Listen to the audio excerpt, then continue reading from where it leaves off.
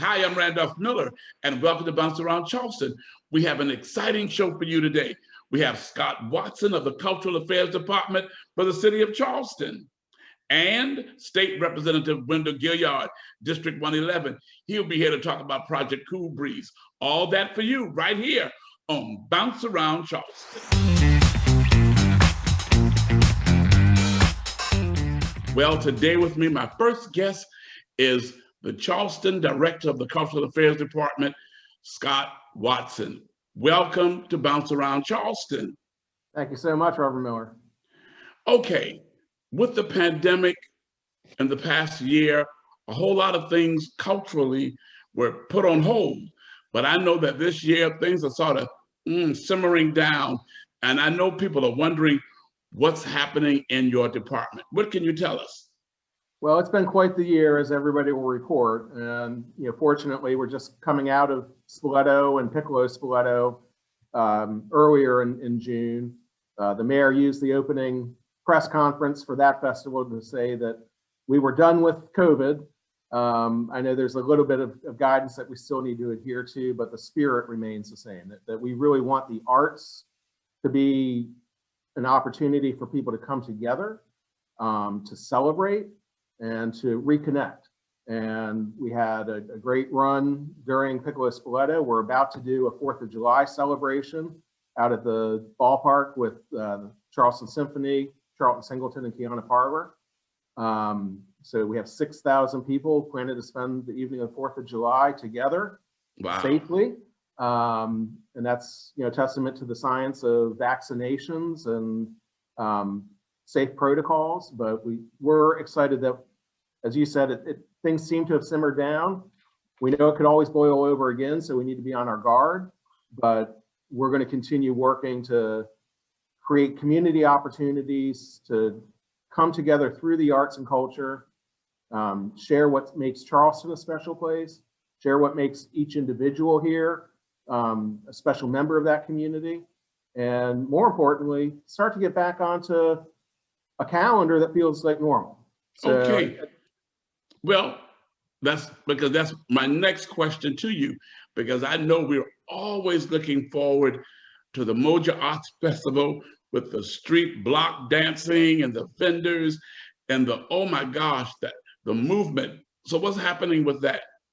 So we're not going to be quite there yet come the end of September, but we've been working, from last spring during the early days of the pandemic with the MOJA Arts Festival Planning Committee to talk about what's safe and advisable.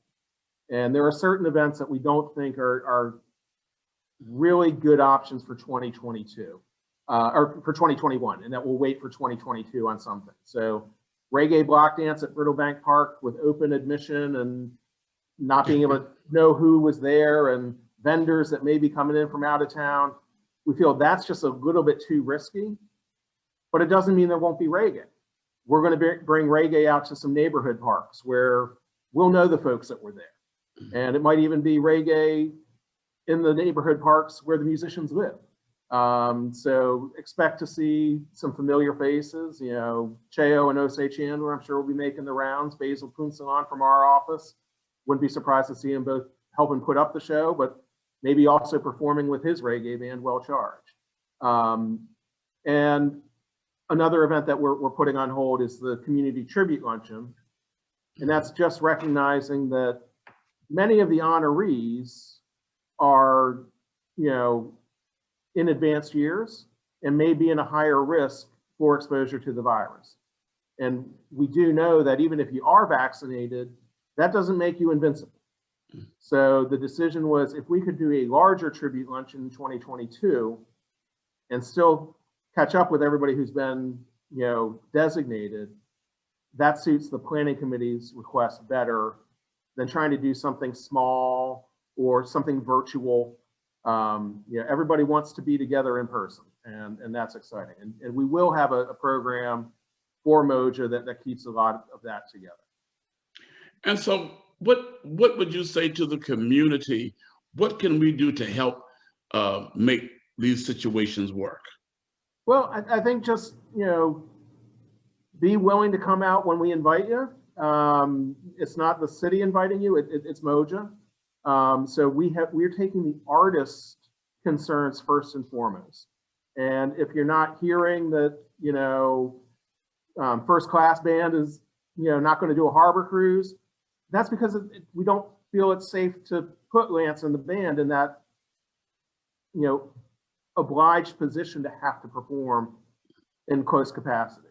We'll figure things out, and we're working on that right now. We have programs that we're planning for the Dock Street Theater, for what's now called Festival Hall, Meminger Auditorium, where we know we can be safe, but also we'll probably get a chance to see some things that wouldn't necessarily be on the typical MOJA program. More music, more diversity of offering.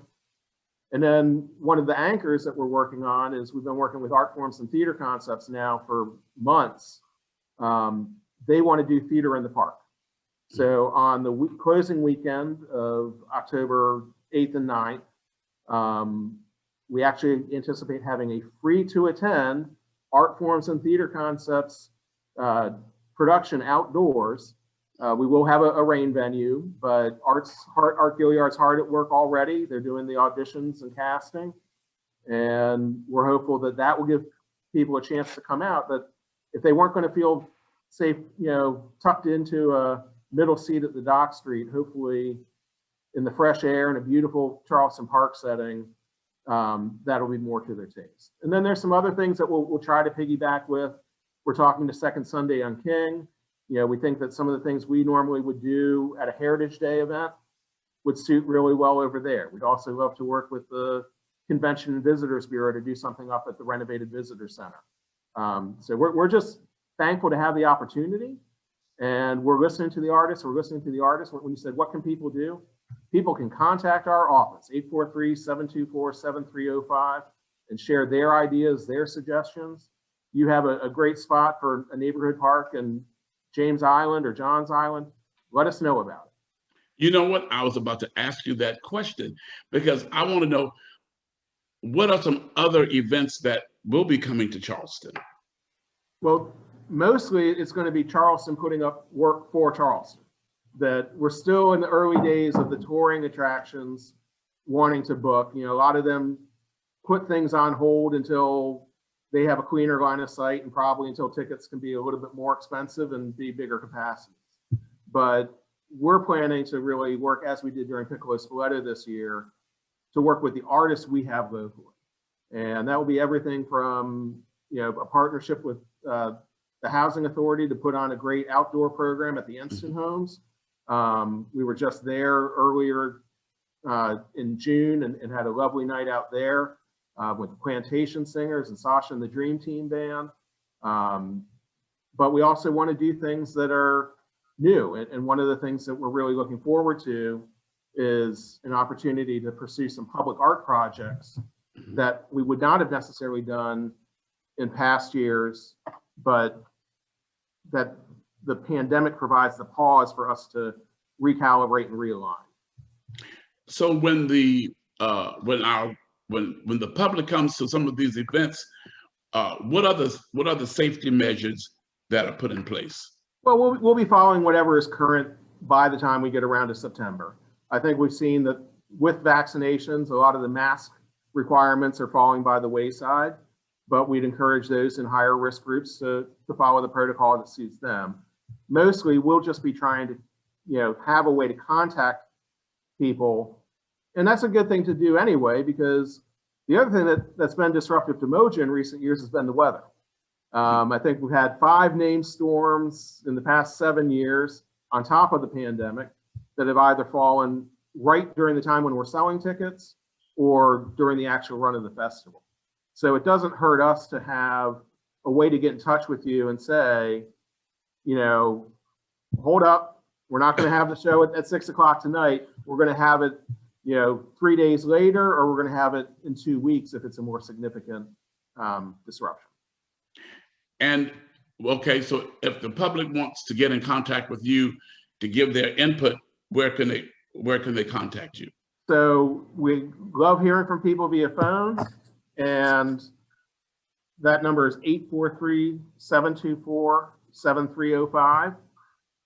They can email us at culturalaffairs@charleston-sc.gov, or there's a contact tab on our webpage, which is mojafestival.com. So you're telling us we can kind of look forward to having a MOJA Arts Festival this year. We are going to have a MOJA that will make everybody proud. We're recognizing that there will be a few things that aren't on the offer that people would like to see, and the planning committee's just asked that folks bear with us until 2022. We also know that overall, Charleston's cultural landscape is coming back to life as we get into August and September and back to school. So there's going to be events at the Gilliard, at Dock Street Theater, at Charleston Music Hall. There's going to be a bounty to enjoy. We just look forward to bringing MOJA together in a way that keeps it going. And some things will be small, and that's intentional. A neighborhood event really is just that. It should be for you and your neighbors, not for people parking in a culvert in your front lawn. But we really do pride ourselves on we have the ability to scale, that there will be something for everybody. But most importantly, we want the artists to have a chance to share what it is they do. We'll also be working very deeply with school groups. Even during the pandemic, we had 1,000 copies of The Freedom Ship of Robert Smalls go out to fourth graders across Charleston County School District, with Jonathan Green doing a read aloud. His artwork was on view at City Gallery. And we look forward to continuing those efforts, because investing in education and showing young people that the arts are not just a great thing to have in your community, but a life's passion that you can pursue as an artist, as a supporter of the arts. We have to get involved early and stay engaged. Well, Scott Watson, we want to thank you for joining us on Bounce Around Charleston today, and especially allowing us to know we can look forward to having a MOJA Arts Festival this year and bringing us up to speed with the Cultural Affairs Department. Thank you so much.